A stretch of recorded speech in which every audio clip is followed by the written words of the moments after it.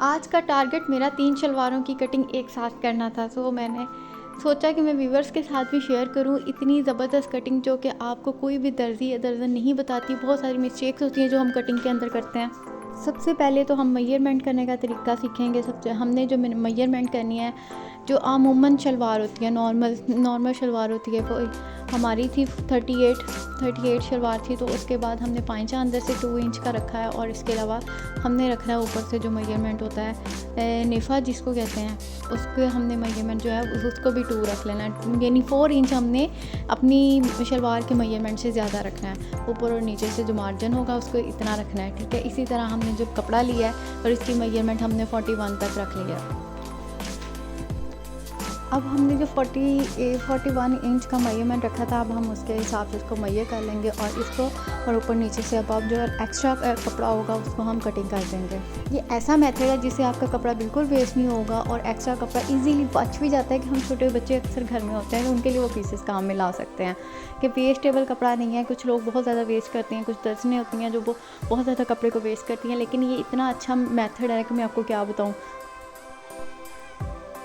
अब इसको आपने अच्छे से सेट कर लेना, ठीक है। मेरे पास प्रेसिंग का उस वक्त अवेलेबल नहीं था, मैंने पहले से प्रेस करके रखा हुआ था, तो इस वजह से अब हमने इसको अच्छे से सेट कर लिया है। अपने ऊपर के मेजरमेंट का भी इसका निशान उसका फोल्डिंग कर लिया है, ठीक है। और नीचे से भी जो पांचा होगा उसको आपने फोल्ड कर लेना है। अब इसका पांचे का मार्जिन जो होता है वो इस टाइप से लेते हैं कि आपने ये देखना है कि सबसे पहले शलवार का पांचा कितना है, ठीक है। शलवार का पांचा इसका तकरीबन 8 इंच था। ये देखें, मैं आपको इसको करके भी दिखाती हूँ कि आपने उसका मार्जिन आपने ले लेना है 8 इंच। 8 इंच को लेने के बाद जो एक्स्ट्रा जो होगा मार्जिन वो आपने लेना है 1 इंच का। आधा इंच भी ले सकते हैं, लेकिन आधा इंच पहले नहीं लेना, वो आपने बाद में उसको एक्स्ट्रा जो होगा कपड़ा जो होगा उसको कटिंग कर देना। आपने 1 इंच का मार्जिन लिया और उसके बाद आपने तकरीबन हमारा हो गया 9 इंच टोटल पहुंचा होगा। फोल्डिंग के बाद हमारा 18 हो जाएगा, लेकिन आपने उसको देखना है कि आपका जो 9 इंच का पांचा होगा वहाँ से आपको कपड़े को फोल्ड करना है। अब हमारा ये कपड़ा वैसे आसन के लिहाज से कम था, क्योंकि हेल्दी थोड़ा सा बंदा हो तो उसके आसन के अंदर कपड़ा जो डलता है वो हमने जो साइड से अब हमने इसको कटिंग कर लिया। इसको फोल्ड करने के बाद ये देखिए बिल्कुल तिरछी लाइन आती है। जहाँ पर ये तिरछी लाइन ख़त्म हो आपने वहाँ तक इसको फोल्ड करना है।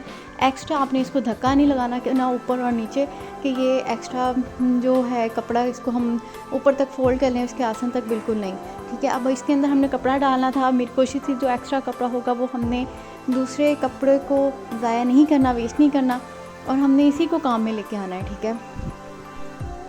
अब जो इसकी कुंदियाँ समझ ले कहते हैं जिसको, तो वो कुंदियाँ होंगी तो उसको हमने इसको ऐसे फोल्ड कर लेना है। 2 कुंदियाँ लेनी है, 4 होती हैं तो आपने 2 को निकाल देना है, 2 ले लेनी है।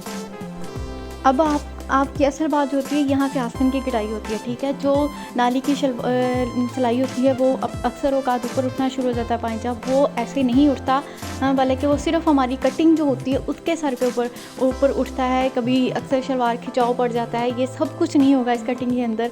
आपने देखना है कि कम कपड़े के अंदर बहुत अच्छी कटिंग है।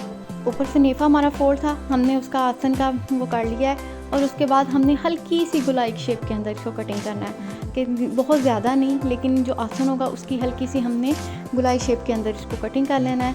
अब ये देखें, इसका मार्जिन तो था वो जिस हिसाब से था, हमने उसका लास्ट के अंदर जो वो कॉर्नर था और उसके कॉर्नर को अब हमने इसके मिला के ये नहीं इसको इकट्ठे करके सिलाई कर लेना है, ठीक है। ताकि इसका वो जो आसन होगा वो भी खुला हो जाएगा, और आपकी शलवार का जो नीचे नाली की सिलाई होगी वो भी बहुत ज़बरदस्त यानी लगती है, तो उसके अंदर खिंचाव भी नहीं पड़ता, ठीक है। अब हमारा जो ऊपर वाला था हमने इसको हाफ ऑफ कर लेना है इसके पार्ट्स को, क्योंकि दो वो जब इकट्ठे फोल्डिंग करते हैं तो उसको हाफ ऑफ करने की ज़रूरत पड़ती है। हमने इसको हाफ ऑफ कर लेना है, ठीक है।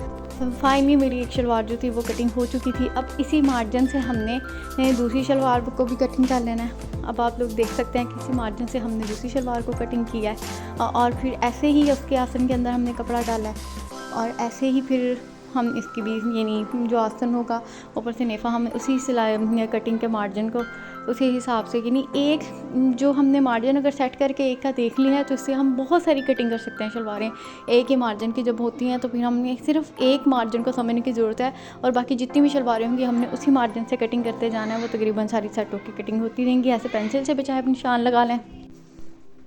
इसका कलर थोड़ा सा लाइट है, उसको पेंसिल अवेलेबल है, आप चौक का भी यूज़ कर सकते हैं। खैर मैं तो पेंसिल जो चीज़ मेरे पास अवेलेबल होती है फिर उसका इस्तेमाल करके मैंने कटिंग कर ली थी। ठीक है, ऐसे ही अपनी हल्की सी आपको अच्छे से समझ आ गई होगी कि इसकी सिलाई हमने कैसे करनी है, इसकी कटिंग कैसे करनी है।